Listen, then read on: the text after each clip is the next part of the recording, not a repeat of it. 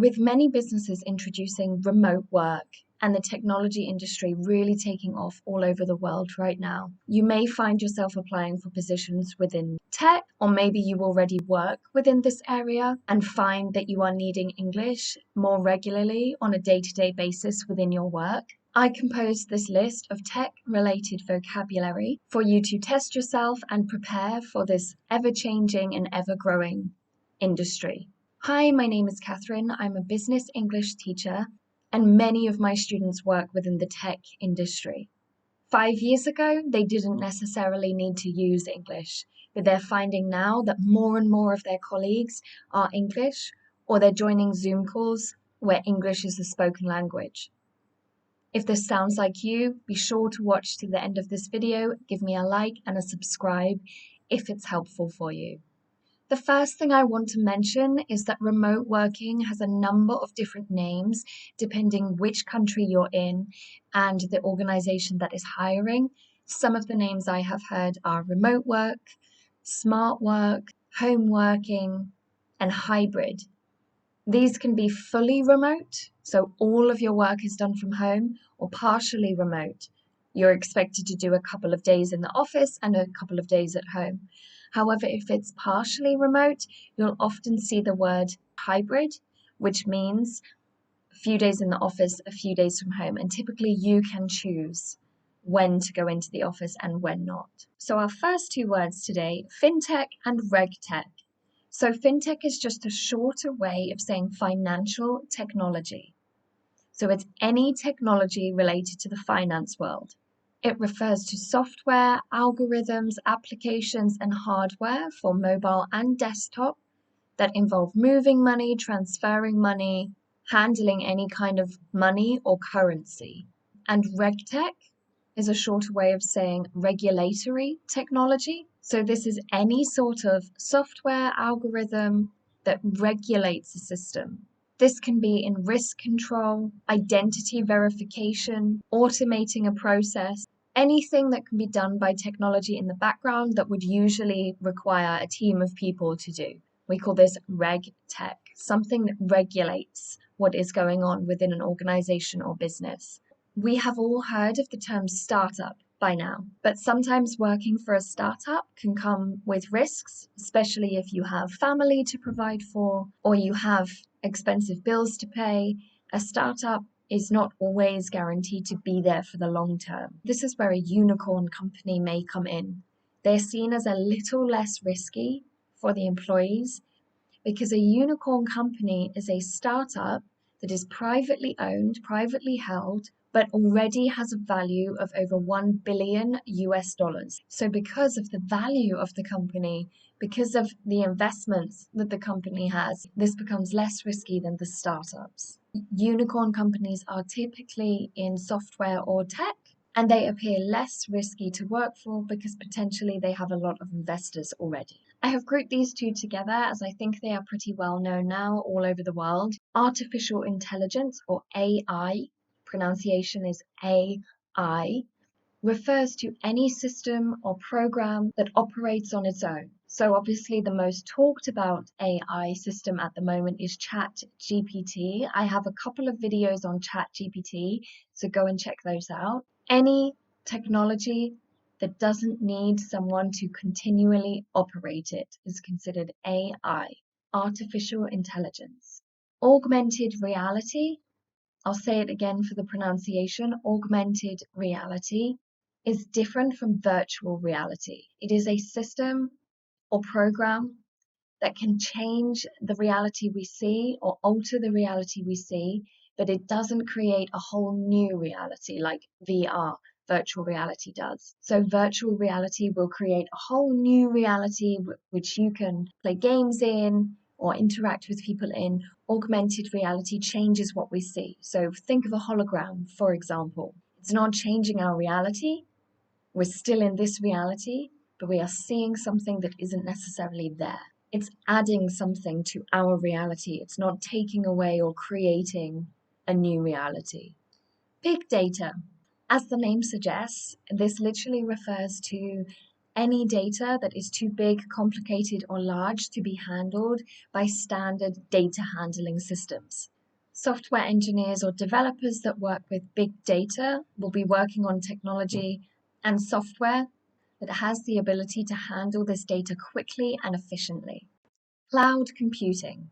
Cloud computing refers to anything that is stored or shared over the internet. Typically, these are storage solutions. Think of iCloud, but they can also refer to software and networks.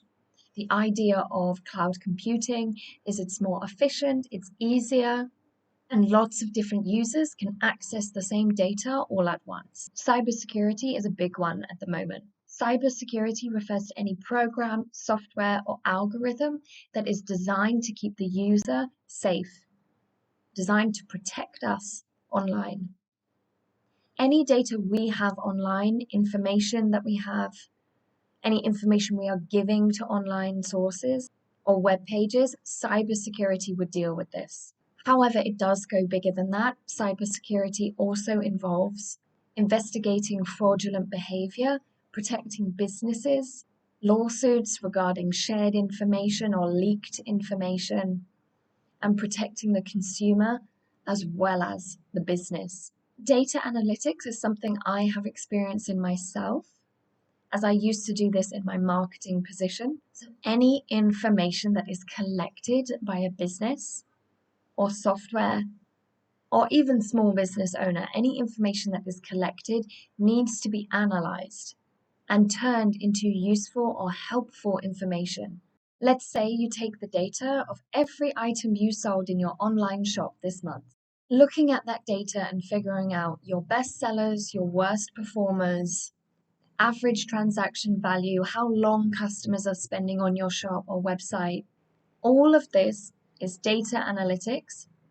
However, having that information doesn't help unless you can analyze it and turn it into something useful. So we can use this information to figure out how to impress our customers, how to improve the average value transaction, how to improve the business, how to increase sales, how to improve the customer experience. How can we perform better the following week, following month, following year? Digital transformation, or sometimes can also be referred to as automation, refers to the use of technology to digitalize non-digital products or systems. So let's say, for example, you make YouTube videos. Currently, you create everything yourself, the thumbnails, the description, keywords, the video. You do everything yourself. But if you were to implement an AI system that scheduled your videos, picked out keywords, wrote the descriptions, wrote the titles for you, be transforming some of that manual work into digital work. E-commerce is a shorter way of saying electronic commerce, and commerce is just a fancy way of saying buying or shopping. So therefore, easy one here, e-commerce refers to buying or shopping or purchasing online through an online platform. If you have an online shop, you would refer to this as the e-commerce side of your business, or you have a business in e-commerce. The Internet of Things, or IoT for short, refers to products or gadgets that have the ability to communicate with the internet. So they're passing on information or even controlling our environments. Some really good examples of this: if you have a smart speaker at home and it can search the internet on request, it can turn down your lights, it can turn up the heating, it can control the alarm system in your home, that would be considered an IoT product. A smartwatch or Fitwatch would also be grouped in that category because it is a physical product that we use that is connected to and transfers information via the internet.